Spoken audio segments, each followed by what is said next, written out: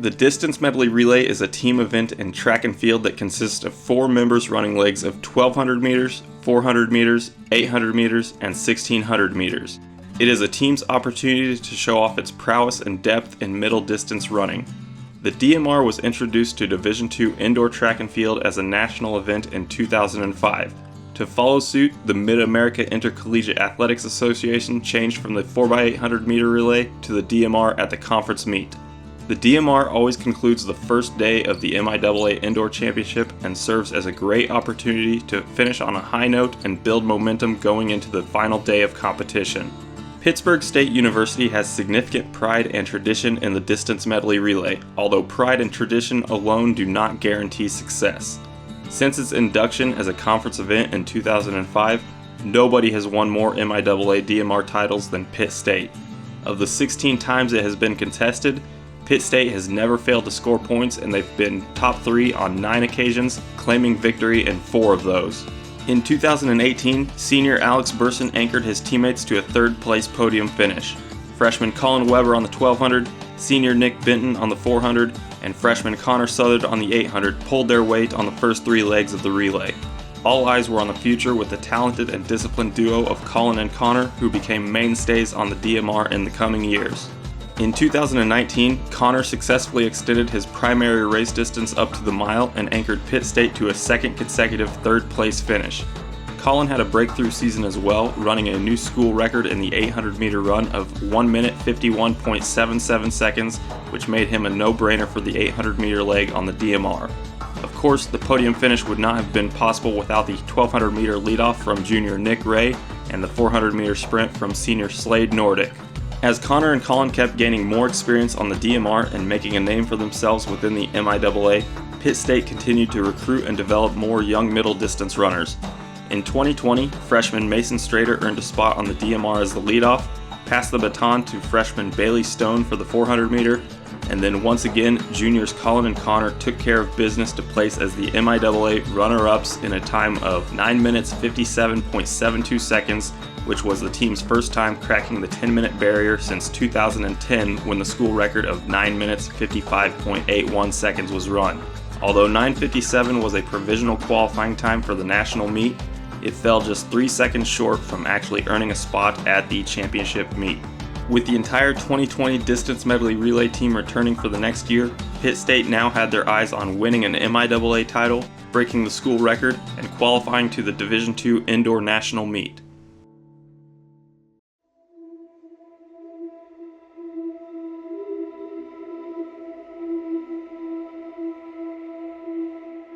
Since day one, I've pretty much been doing track relays. I did when I started doing AAU track back in 5th grade. I was like 10 years old. I was on our 4x1. Since then, in middle school, I was on 4x4 and a 4x200 meter relay. High school, the relays through 4x8s and 4x4s kind of just made me fall in love with the sport. And my senior year, I remember, is kind of when I had a breakthrough as an athlete. My senior year. And it was kind of driven by just the team aspect behind a 4x4. I needed to run well to get these guys to state, and we had to get to state on this 4x4. All of my best memories from track and field have come from relays, and I think that's why, like, to this day, whenever I get a baton in my hand, it's just something more special can happen when you're holding a baton in a relay than anything that can happen when you're in an open event, in my opinion.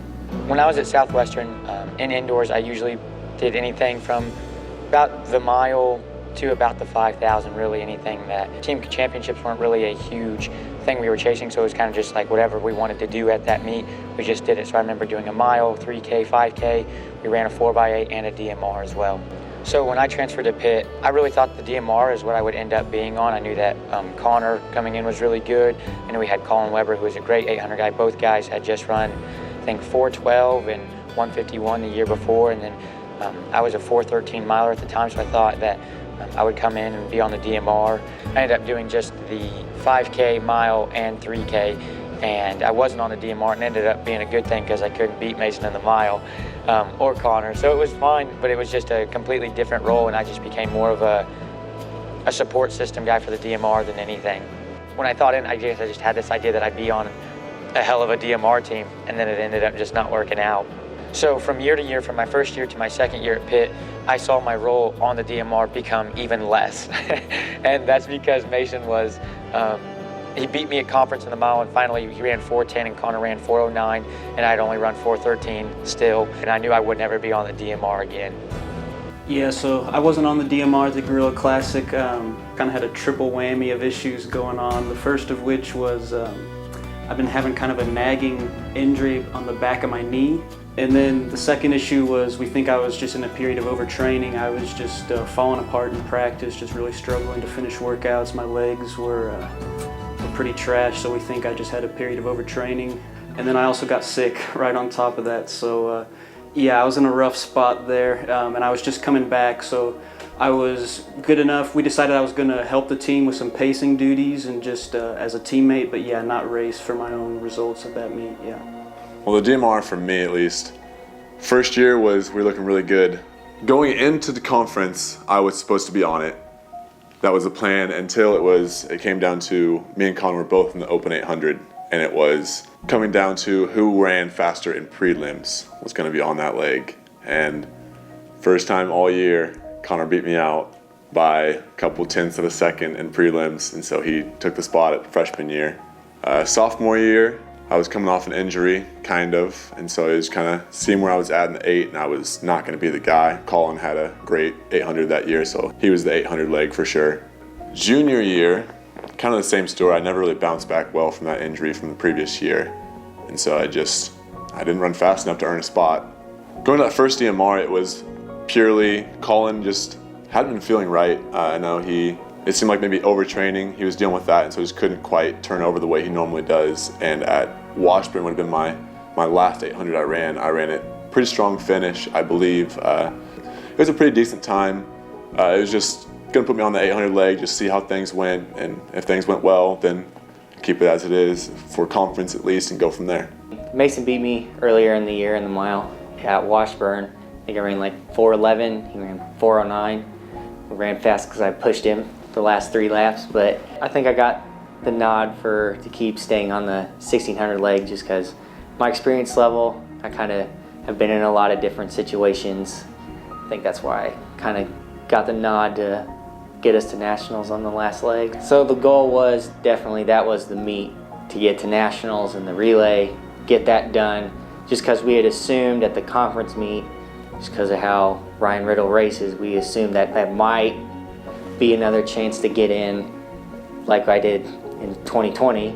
My second year here at Pitt State, going into the Gorilla Classic, we're going to plan to run a DMR and try to qualify for nationals. So we had a great shot at doing this due to Augustana coming down and Art U flying in from California. We knew we were going to have an opportunity to run fast against competition, against teams who also wanted to qualify. So going into it, there was a little talk about what the order was going to be and who was going to run the 12 and the 4, even the 8 and the 16. We weren't sure what order it was going to be. From our previous year, I was on the 1200 and Connor was on the 16, and we ran a good time. We were one of the first few out of nationals and didn't qualify for the meet. And we were hungry this year, so we knew we had a better chance. We were all 1 year better, and things were falling together. So we were really excited to race. We ended up deciding to keep the same order, and I was going to run the 12, hand off to Graham in the 4, to Matt Wilson in the 800, to Connor Sutter on the anchor in the 16.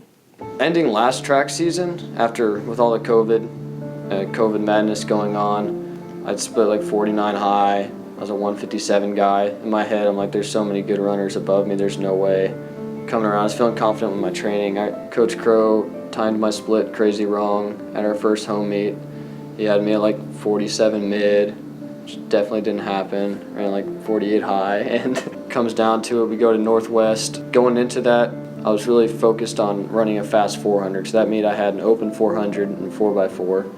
And in my head, it's just like, I have to run fast if I wanted any chance of being on that DMR. And me and Bailey Stone split about the same. We both ran about 47 high, legit this time. It wasn't a bad split. I remember asking Jewett, it's like, who's going to run the DMR this next week at the Gorilla Classic? He said, oh, you're on it. Whoa, it's pretty cool. I just remember like being shy, like felt chills go over my body. I was like, Jude has no idea like how huge this is for me right now. He just said it so nonchalant. I was like, really? I'm on the DMR? He's like, well, yeah, you earned your spot. That was an incredible feeling when I heard I had the spot.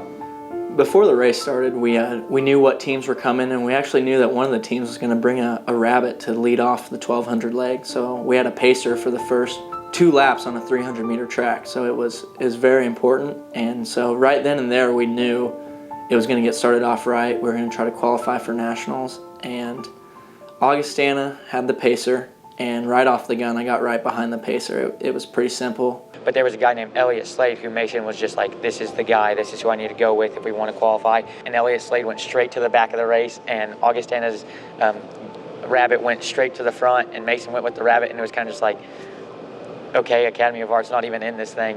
Where is he? I know how fast he is. Why is he not around us? After a lap, it was just me and the Augustana pacer, and I'm like, what is going on here? Like, am I running that fast that this guy's not with us? I felt good. I hear the splits coming around. We're on pace for sub 3. Things were going well, and then 120 meters left, it started to hurt real good. And then I was in the presence of Austin Miller of Augustana. And then Austin Miller of Augustana just absolutely starts kicking with 200 meters left and just chases Mason down. And I had no response to him. So I spent all these hours and looking at videos and past times and results and all this stuff on an Art U guy when Augustana just came in and lit it up and ended up passing the stick in first. So Graham Huddleston gets the stick, and he's a great 400 guy on that DMR. So going into big meets where I'm running 400 or 800 and there's a lot of pressure riding on my race right there, I'm always thinking about the first 100 meters of my race going into it, because that's what I can control right off the bat.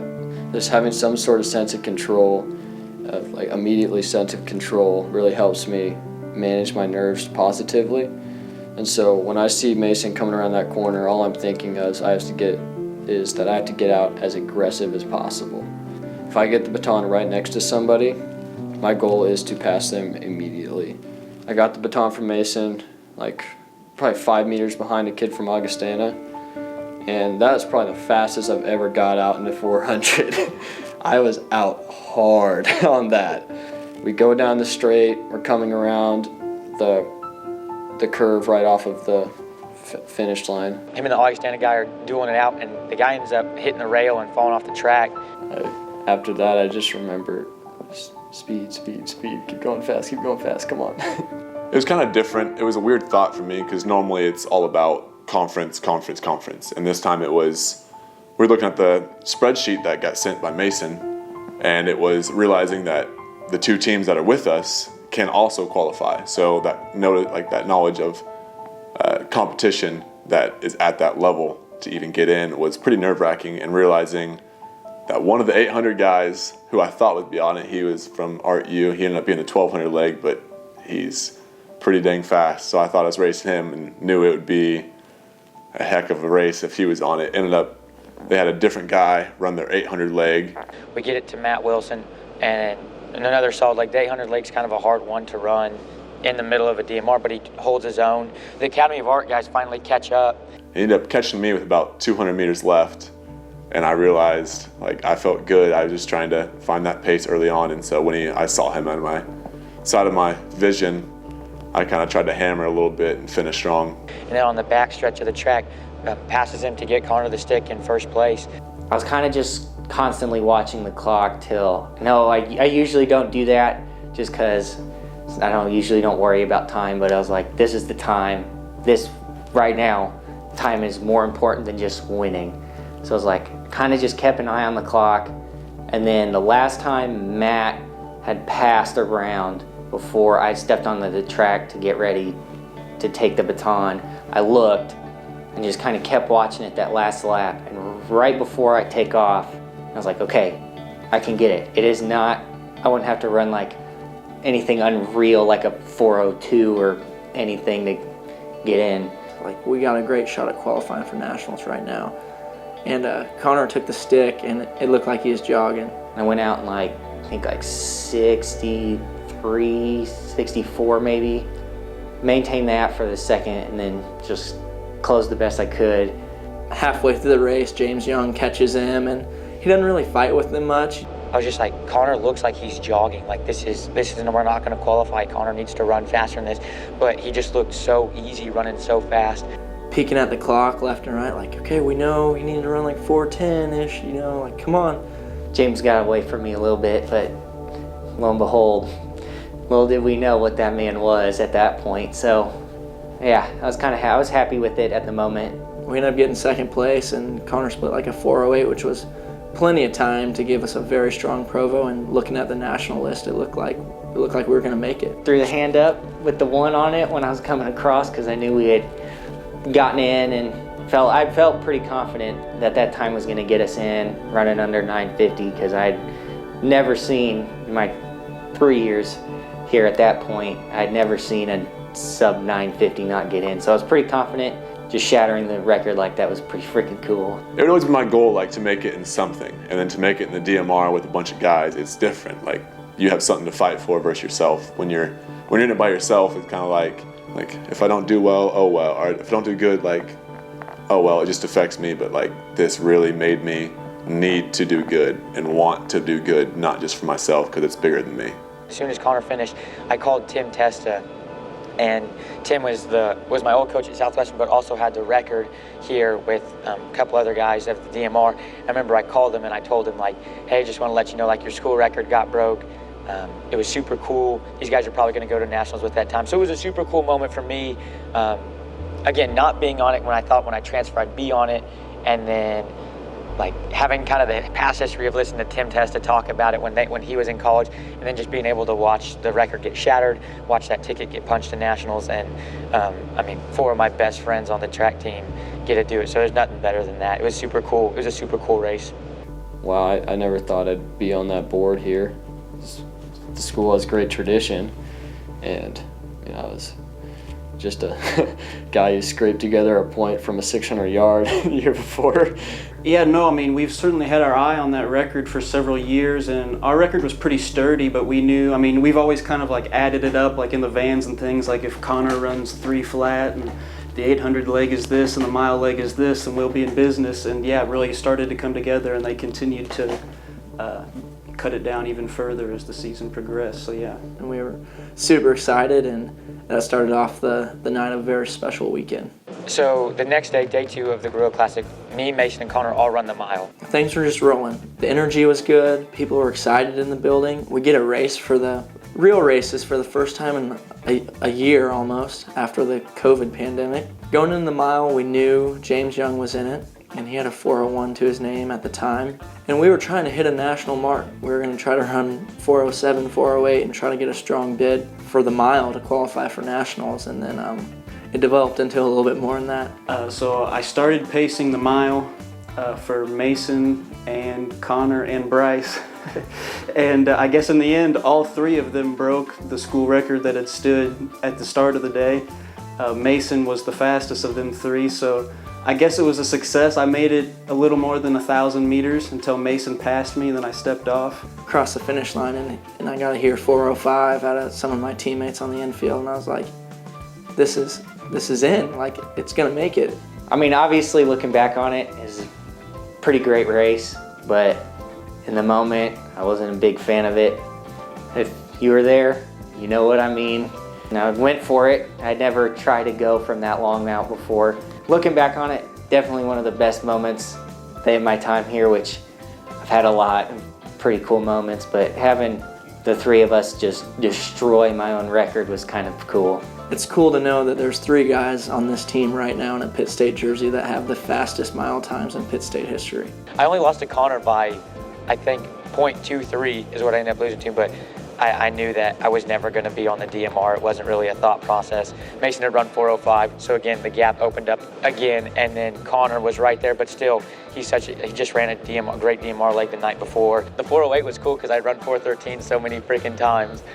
But no, I just knew I probably was never going to be on the DMR at Pitt State ever again, and it was just not my job, it's not my role to play. After that, we had some success, so I stepped in the 800 as well to try to help Tall Matt and Graham. On day 2, I remember the night after the DMR. I was sitting at home and I was thinking, it's great to be on a team, like going with a bunch of guys, but I wanted to do something for myself. I had no intention of how fast it would go, but I wanted to do better than I did the night before. I was not happy with my time because I felt way too good after I finished. I don't care who you are, I don't care what you've run, like, I'm gonna give you a run for your money. And Tall Matt broke the school record in the 800 as well. So yeah, it was fun. It was I guess, yeah, I'm the pace setter. I guess it worked well for us that day. There were certainly some good legs. Yeah. Well, after that Washburn 800, I kind of had a confidence to myself that I was at least back to what I could be. Looking at that school record, I had a pretty good workout 2 weeks prior to this meet, and it kind of put that seed in my mind of maybe I can, like, I'm in that shape, maybe I can get close to it, maybe I can hit a provisional mark even. I didn't know how reasonable I thought for myself, and then when I finally came down that home stretch and saw the time on the board, I did not believe it.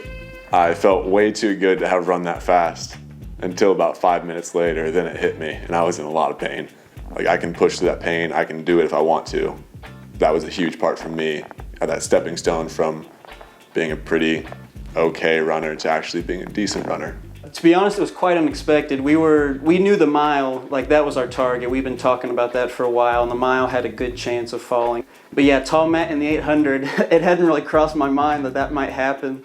It kind of crossed my mind right as he finished. I was like, oh, dadgum, what's the time gonna be? And I looked up there, and yeah, sure enough. So no, it was fun. I mean, it was a blast. I was happy to see it. I was just happy to contribute. Really, I'd been in a really, really tough spot. So that weekend was one of the coolest weekends because, like I said, Tim Testa, like the alumni that reached out to us after the meet, was unreal. It was super cool. It just felt like a huge momentum, and it was so cool to see like the old heads of Pitt State reach out to us because like that's what Pitt State's built on, is that tradition, that culture, that the past, the present, and the future of Pitt State that wants to be preserved forever. And it was just so cool to be a part and be in the mix of it. Like we are right now, we are the present, but the past guys are reaching out to us, and we want to one day be those guys for the next future of Pitt State. It was just unreal. It's what we live for at Pitt State. It's really what we're built on, and our foundation stands on. Every trophy, every success, every story, every performance is just, it's wrapped around tradition at the core. And so to have that huge momentum swing going into an indoor conference meet, going into a national meet, it was unreal. There was nothing like it. It was so cool.